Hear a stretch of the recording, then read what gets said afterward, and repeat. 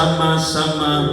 Amin. Silakan duduk Bapak Ibu jemaat Tuhan yang diberkati Tuhan. Shalom. Ini hari kedua ya, hari kedua kita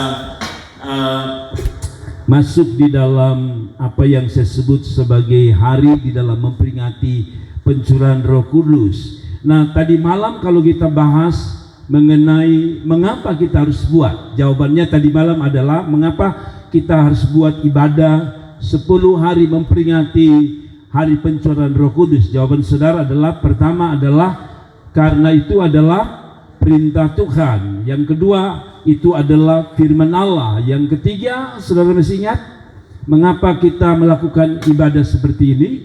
Nah, sudahlah, saya tidak akan bahas itu lagi. Saya berharap saudara tanggap setiap firman sehingga tidak lalu begitu saja. Tapi malam hari ini kita lanjut pada pasal yang kedua, atau ya pasal selanjutnya. Nah, saudara-saudara, malam ini kita akan bahas tentang kalau tadi malam itu adalah mengapa kita harus melakukan, maka malam kedua yang akan saya bawa adalah bagaimana supaya kita bisa mengalami janji Tuhan. Jadi janji Tuhan adalah Tuhan akan kasih apa? Roh Kudus. Nah, pertanyaan selanjutnya tentu bagaimana Bapak Gembala supaya saya bisa mengalami janji Tuhan itu, mengalami kuasa Tuhan. Jadi orang lain Tuhan jamah, orang lain dipenuhi kuasa, dibaptis Roh Kudus. Saya bagaimana Bapak Gembala? Bagaimana caranya? Mari sebelum saya bahas bagaimana cara kita mengalami kuasa Tuhan, mengalami janji Tuhan, saya tutup dulu dengan poin terakhir. Saya sambung dulu tadi malam, saya lupa satu poin. Mengapa, sekali lagi, mengapa kita harus melakukan ibadah 10 hari? Yang terakhir, kalau tadi malam poin 1, poin 2, maka poin yang terakhir, mengapa kita harus buat ibadah model begini? Mengapa kita harus lelah-lelah datang nyembah Tuhan buat 10 hari? Pertama, maknanya Pentakosta itu hari ke-50, berarti kita akan adakan ibadah 10 hari menyambut atau memperingati datangnya Roh Kudus atau dicurahkannya Roh Kudus, atau apa yang kita sebut sebagai hari Pentakosta. Nah, poin yang terakhir mengapa kita harus buat adalah karena ini, saudara, ini yang paling saudara tangkap. Karena kita generasi yang Tuhan sudah nubuatkan. Karena kita generasi yang akan terima itu nubuatan itu. Jadi begini, nubuatan tentang hari terakhir, yaitu akhir zaman, Tuhan akan mencurahkan rohnya, yaitu 2000 tahun yang lalu. Tetapi saya menyebut kita ini adalah penggenapan dari nubuatan Tuhan. Jadi kita nih ada di masa terakhir, masa di mana Tuhan kasih kita berkat spesial ini. Jadi kesimpulan saya begini, mengapa Tuhan atau mengapa kita harus bikin kebaktian ini? Karena poin terakhir adalah karena kita generasi yang menerima berkat itu. Kita generasinya, generasi sebelumnya, yaitu gereja awal itu menerima 2000 tahun lalu di loteng Yerusalem. Tapi kita adalah orang terakhir yang disebut sebagai hujan terakhir. Kita dapat, kalau saya sebut kisah para rasul, gereja mula-mula itu menerima hujan pertama, mengalami kuasa Roh Kudus di hujan pertama, maka kita ini mendapatkan di hujan terakhir, yaitu di akhir zaman. Jadi kalau saudara belajar mengenai hujan, biasanya hujan itu awalnya deras ya. Nanti kalau sudah mau terakhir, itu hujannya deras. Sebelum musim hujan berakhir, biasanya dia sederas musim hujan pertama. Dan saya mau bilang sama saudara, bagi saya kuasa di akhir zaman akan lebih deras, lebih kuat. Mari kita baca firman Tuhan dalam Kisah Para Rasul pasal 2. Saudara lihat ini. Ketika tiba hari Pentakosta itu yaitu hari yang ke-50 di dalam cerita ini. Ketika tiba hari Pentakosta, semua orang percaya berkumpul di satu tempat. Tiba-tiba apa? Turunlah dari langit suatu bunyi seperti tiupan angin keras memenuhi seluruh rumah, dan tampaklah kepada mereka lidah-lidah. Kisah Para Rasul pasal 2 ayat yang ke-1 menunjukkan. Ayat yang ketiga, dan tampaklah kepada mereka lidah-lidah seperti nyala api bertebaran hingga pada mereka masing-masing. Maka penuhlah, Cynthia mana nih? Maka penuhlah mereka dengan Roh Kudus, lalu mereka mulai berkata-kata dalam bahasa-bahasa lain, seperti, saudara lihat ini di dalam ayat 4, maka penuhlah mereka dengan Roh Kudus, lalu mereka mulai berkata-kata dalam bahasa-bahasa lain, seperti yang diberikan Roh itu kepada mereka untuk mengatakannya. Jadi ini hari Pentakosta, Tuhan lawat mereka, Tuhan curahkan Roh Kudusnya, dan ditandai dengan hal-hal ini. Lalu saya lompat saja supaya langsung pada maksud saya. Kalau saudara lihat yang luar biasa, ayat yang ke-16, Kisah Para Rasul pasal yang kedua ayat 16 yang saya maksudkan tadi. Saudara lihat ayat yang ke-16, maka bangkitlah, Kisah Para Rasul pasal yang kedua ayat yang ke-14, 14 ayat 14. Saudara lihat ayat 14, maka bangkitlah Petrus berdiri dengan ke-11 rasul itu, dan dengan suara nyaring ia berkata kepada mereka, hai kamu orang Yahudi, kamu semua orang Yerusalem, atau kamu semua orang yang tinggal di Yerusalem, ketahuilah dan camkanlah perkataan ini. Orang-orang ini tidak mabuk seperti kamu sangka, karena hari baru pukul 9. Jadi begini, pada waktu Roh Kudus dicurahkan di loteng Yerusalem, orang berbahasa roh. Ya, kalau saudara baca ayat-ayat selanjutnya dari pasal tadi, saudara menemukan bahwa ada orang berbahasa roh, pakai bahasa Arab, bahasa Persia, macam-macam bahasa. Nah, pada waktu itu orang bilang begini, jangan sampai dong gila gini. Ya, kalau saudara-saudara lihat hari-hari ini, saya sedikit sedih melihat orang-orang begitu mengklaim bahwa orang-orang yang berbahasa roh dari setan, dari kuasa kegelapan. Saudara, dari zaman perjanjian baru itu orang sudah omong, jadi kita tidak usah terlalu gubris, karena dikatakan bahwa Petrus bilang mereka bukan mabuk, ini benar-benar kuasa Roh Kudus bekerja, dicurahkannya Roh Kudus. Kuasa Roh Kudus bekerja sehingga benar-benar mereka mengalami apa yang disebut dengan pencurahan Roh Kudus. Nah, lompat saja ayat 16, lompat pada ayat 16. Sudah lihat ini, ayat 16. Tetapi itulah yang difirmankan, Allah dengan perantaraan Nabi Yoel. Sudah lihat ini, itulah yang difirmankan oleh apa? Nabi Yoel. Saudara, Nabi Yoel itu bernubuat lama sekali, dan itu baru terjadi di zaman Kisah Para Rasul. Dan kalau saudara lihat, apakah itu hanya terjadi di zaman Kisah Para Rasul? Tidak. Nanti kita akan baca selanjutnya. Tapi intinya tadi saya bilang, mengapa kita buat ini, dan Anda harusnya ada di dalam ibadah-ibadah model ini. Kenapa? Karena kita adalah orang-orang yang berhak, yang ditetapkan Tuhan untuk menerima janji ini. Saudara lihat ini ayat yang ke-17. Amin. Mari kita beri tepuk tangan untuk Tuhan. Saudara lihat ini, kalau itu Nabi Yoel sudah nubuatkan dan terjadi di loteng Yerusalem 2000 tahun yang lalu atas para murid. Sekarang bagaimana dengan kita? Ayat yang ke-17 bilang begini, coba perhatikan ayat 17. Akan terjadi pada hari-hari terakhir. Apa itu hari terakhir? Sekarang. Ini zamannya. Dan kita bersyukur kita belum mati. Tuhan kasih kita masuk di zaman ini, zaman di mana Roh Allah akan bekerja dengan luar biasa. Yang setuju katakan amin. Saya baca lagi, akan terjadi pada hari-hari terakhir, demikian firman Allah, bahwa aku akan mencurahkan Rohku ke atas semua manusia. Dia tidak peduli, tadi malam saya bilang, dia kasih bukan untuk pendeta, dia tidak kasih untuk majelis saja, dia tidak kasih untuk pemain musik, dia tidak kasih hanya pemain atau pelayan altar. Tapi Alkitab bilang apa? Akan terjadi pada hari yang terakhir, demikian firman Allah, bahwa aku akan mencurahkan Rohku ke atas semua manusia. Maka anak laki-laki dan perempuan akan bernubuat, dan teruna-teruna, ini orang-orang muda, akan bernubuat atau akan mendapatkan penglihatan-penglihatan, dan orang-orang yang tua akan mendapatkan mimpi. Karunia-karunia roh diberikan, bukan hanya kuasa Roh Kudus bekerja, tapi gereja Tuhan akan diperlengkapi dengan karunia-karunia roh. Untuk siapa? Untuk kita yang hari ini hidup, yaitu orang-orang yang ada pada akhir zaman, atau saya sebut pada masa akhir zaman, atau masa di mana Tuhan akan segera datang. Sebelum dia datang, dia kasih Roh Kudusnya untuk kita semua. Lalu saudara dikatakan ayat 18, saudara lihat ayat 18. Bukan hanya ini, dikatakan juga ke atas hamba-hambaku laki-laki dan perempuan akan kucurahkan rohku pada hari-hari itu, dan mereka akan bernubuat. Saya mau kita kejar ini ya.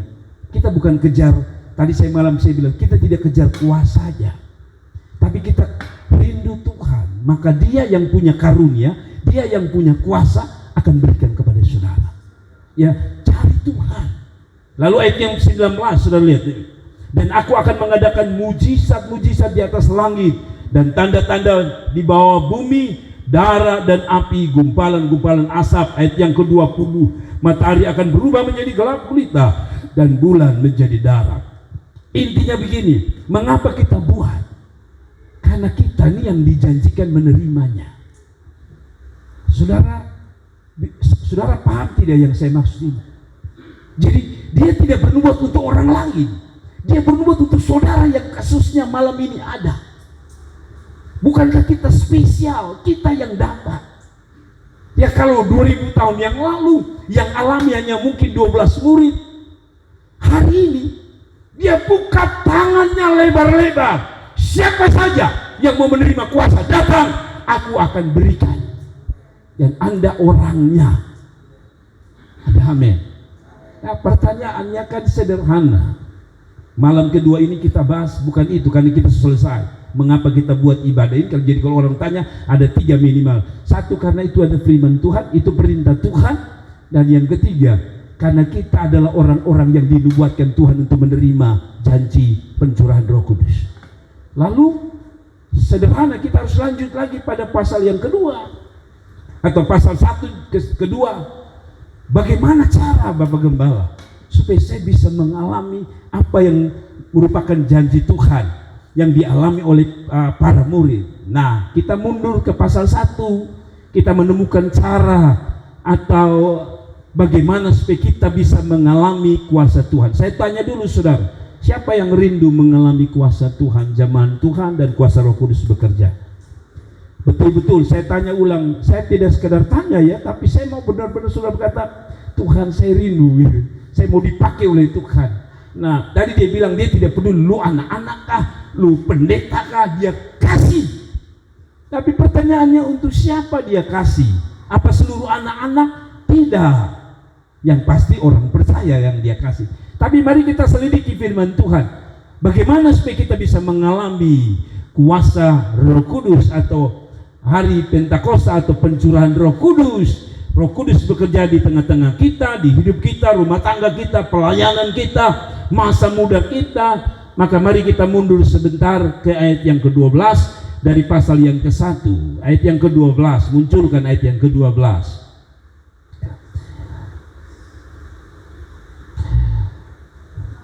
Nah, tapi sebelum ke ayat 12, kembali tadi malam dulu, ayat yang keempat dulu, Sudah lihat ayat yang keempat. Tadi malam kita baca ulang dulu. Pada suatu hari, ketika ia makan bersama-sama dengan mereka, ia melarang mereka apa? Meninggalkan Yerusalem dan menyuruh mereka di mana? Tinggal menanti janji Bapa. Yang demikian katanya telah kamu dengar daripadaku, sebab Yohanes membaptis dengan air, tapi tidak lama lagi kamu akan dibaptis dengan Roh Kudus. Kamu akan dibaptis, berarti belum pada waktu pasal yang ke-1 ayat yang ke-9. Tapi pasal 2 mereka mengalami. Pertanyaannya adalah bagaimana Bapak Gembala supaya kami juga alami seperti mereka. Maka temukan ayatnya di dalam ayat yang ke-6. Kita temukan ini. Coba saudara lihat ayat 6. Bagaimana supaya kita bisa mengalami kuasa Tuhan? Memang janji sudah diberikan, kita generasinya. Tapi Tuhan tidak kasih dengan sendirinya. Harus ada sesuatu yang kita lakukan. Nah, coba kita baca ayat yang ke-6. Maka bertanyalah mereka yang berkumpul di situ, Tuhan, maukah Engkau pada masa ini memulihkan kerajaan bagi Israel? Nah, salah. Ayat yang ke-12 maksud saya. Ayat yang ke-12.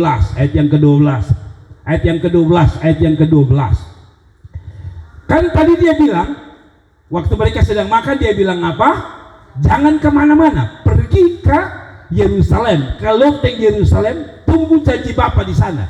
Karena Yohanes akan berbaptis dengan air, tapi kamu akan dibaptis dengan Roh Kudus. Lalu tanggapan orang-orang yang disuruh, itu para murid ini, ayat yang ke-12, maka kembalilah rasul-rasul itu ke Yerusalem dari bukit yang disebut Bukit Zaitun. Bukit Zaitun ini tempat tadi Yesus naik ke sorga. Setelah Yesus naik ke sorga, dia bilang, jangan kemana-mana, kembali ke Yerusalem, di sana tunggu janji Bapa. Begitu. Lalu respon ayat 12 mengatakan, maka kembalilah rasul-rasul itu ke Yerusalem dari bukit yang disebut apa? Bukit Zaitun, yang hanya seperjalanan Sabat jauhnya dari Yerusalem. Kalau coba munculkan ayat 13. Setelah mereka tiba di kota, naiklah mereka ke atas tempat mereka menumpang. Stop sampai situ. Pertama, harus ada respon ketaatan untuk mengikuti perintah Tuhan.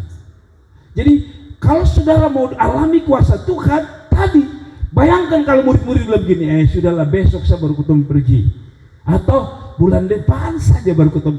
Mungkin tidak terjadi. Tapi Alkitab bilang Tuhan suruh, langsung mereka tidak tunda, mereka pergi ke loteng Yerusalem persis seperti Tuhan suruh. Mengerti?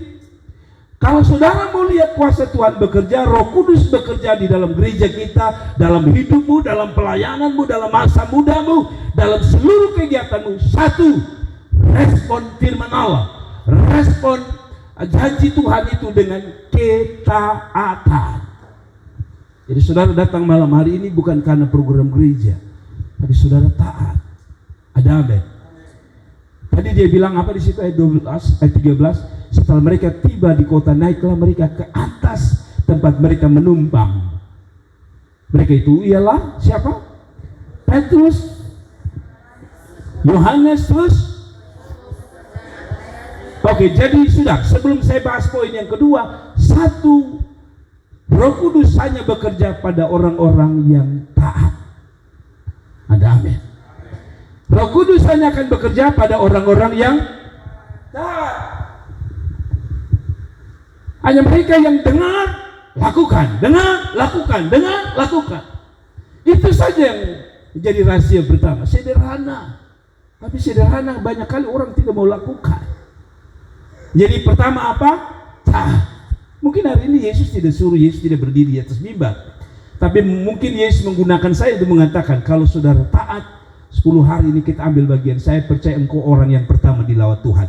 Kasih tepuk tangan untuk Tuhan.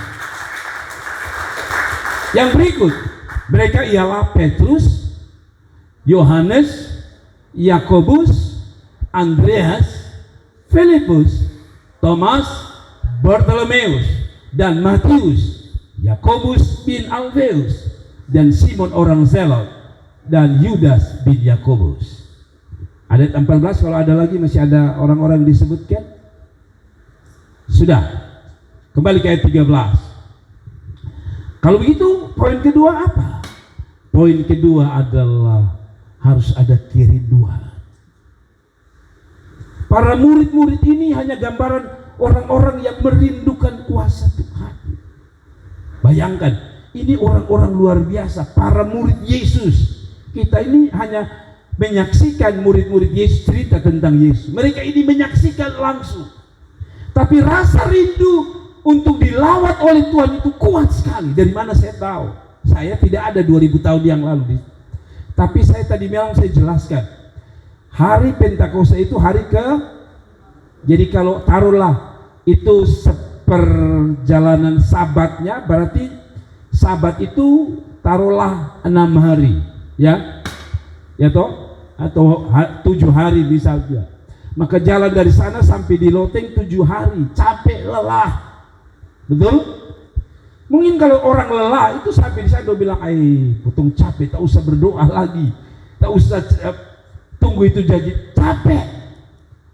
Tapi mengapa mereka bisa setia sampai pada pasal 2 mereka mengalami kuasa Roh Kudus? Sederhana menurut saya, karena ada kerinduan. Saudara tahu, jangan main-main dengan kerinduan. Kerinduan itu mengalahkan segala sesuatu. Ya kan, saya selalu bilang, kita yang sutua menikah ini Dulu kata kita pacaran itu, kalau ada kerinduan, semua tantangan itu lolos. Makanya kita pusami dulu, kita bapak mantu kejar dia Demparan, besok dia datang lagi. Kenapa? Ada kerinduan ketemu calon anak mantu. Mengapa saudara rela ojek hanya mau ke pacaran? Itu kan didasari oleh satu kata, kerinduan. Walaupun lelah, tapi mereka orang-orang ini tetap menanti janji Bapa. Nah tadi saya bilang, itu hari ke-50. Sudah lelah, tunggu sampai 10 hari. Baru terjadi lawatan Tuhan. Sudah capek tunggu harus 10 hari. Misalnya kalau betul itu setelah 40 hari, wow. Kalau tidak ada kerinduan, saya percaya Petrus bilang, capek, pulang saja. Tapi kerinduanlah yang membuat Tuhan mau memberikan kuasanya. Saya tanya saudara, datang setiap hari ada kerinduan atau tidak ada kerinduan? Kalau saudara tidak ada kerinduan, saudara tidak dapat apa-apa. Amin. Ayat 14. Saya tidak panjang-panjang karena malam ini kita hanya bahas, kalau begitu bagaimana supaya saya bisa mengalami kuasa Tuhan. Lalu ayat 14. Mereka semua, tidak ada satupun kalau boleh, bertekun dengan sehati dalam doa bersama-sama dengan perempuan-perempuan serta Maria ibu Yesus dengan saudara-saudara Yesus. Apa artinya? Ada dua kata. Ayat 14 jangan kemana-mana dulu. Kita di ayat 14 tadi. Mereka semua bertekun dalam doa. Mereka bertekun dengan sehati. Saudara lihat ini. Bertekun, ada 3 kata yang digunakan. Bersehati, berdoa. Jadi kalau kita gabung dia jadi sebuah kalimat, mereka yang bisa mengalami kuasa Roh Kudus bekerja adalah mereka yang satu saya sebut harus sehati dan teruslah tekun di dalam doa. Ini hari belum dapat, ini hari belum alami, tekun. Tekun itu artinya begini, terus setia apapun yang terjadi. Belum mengalami, bilang sama Tuhan, saya mau alami besok. Tekun dalam doa. Jadi saudara tidak bisa bilang, wih itu tadi malam itu kakak di sebelah nangis di jamaah Tuhan. Kok beta tidak Bapak? Tidak usah kecil hati. Kerinduan lalu dilanjutkan dengan tekun di dalam doa. Terus berdoa, Tuhan saya rindu, saya rindu, saya rindu. Maka saya percaya di dalam doa dan ketekunan, dalam kesehatian kita melihat kuasa Tuhan. Amin. Itu sebabnya mengapa saya ajak kita semua, khusus kita yang ada di depan ini, saya pengkhotbah, song leader, singer. Bayangkan kalau kita sehati sama-sama bilang sama Tuhan, kami rindu kuasa Tuhan. Aduh Tuhan kerja luar biasa. Karena Alkitab bilang apa? Di mana 2-3 orang berkumpul, sepakat meminta, Allah hadir di situ.